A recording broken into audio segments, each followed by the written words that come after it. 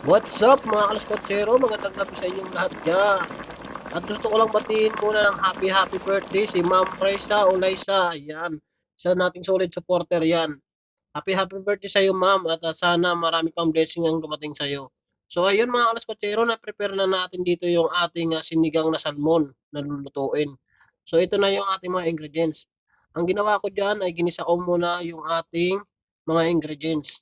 Kaya ayan, nilagay ko na dyan yung ating bawang at saka luya. Ayan yung unang kong ginisa. Ganyan po ako mga kalaskotsero magsinigang, no? At nilagay ko na rin dyan yung ating sibuyas para mag-isa na rin po siya. At sinabay na rin natin yung ating kamatis dyan mga kalaskotsero.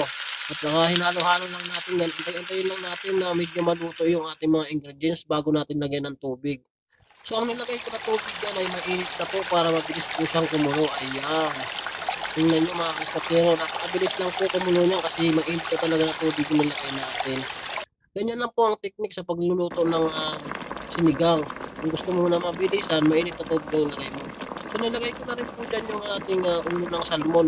Sa mga nagtatanong bakit ulo ng salmon yung ating sinigang, kasi napakamahal po ng laman ng salmon. Hindi, joke lang. Masarap talaga kasi yung sinigang na ulo ng salmon, malinamnam po siya kaysa dun sa laman. So nilagyan ko na rin po dyan ng asin at saka paminta yung ating sinigang, no, para magkaroon na po ng timpla yung ating sabaw. Nilagyan natin ng konting magic sarap kasi alam mo naman Pilipino tayo, mahilig tayo sa magic sarap. Ang ginamit natin pampaasim ay sinigang mix. Yan po yung nilagay ko dyan na pampaasim sa ating sinigang. So ayan, nilalagay ko na nga po dyan yung ating sinigang mix. At after niyan po ay hayaan lang natin siyang kumulo para maluto yung ating isda or ating salmon. At ayan, kulong-kulo na po yung ating dyan sinigang.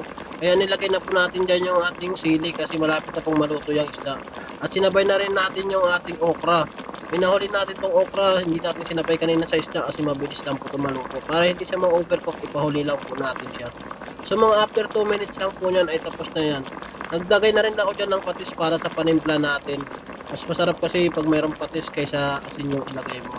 At after nyan, nilagay na rin natin yung lettuce. Lettuce nga pala yung gulay na ginamit natin dyan kasi wala tayong nabiling kangkong.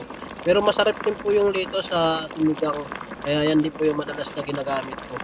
Pinahuli natin yung lettuce kasi napakadali lang pong lutuin yan. At kahit hindi mo na lutuin yan, ay kinakain po natin yan. So ayan po mga kalaskotsero. Ayan po yung ating sinigang na salmon. Luto na po yan sa time na yan at kakain na po tayo dyan. Maraming salamat po.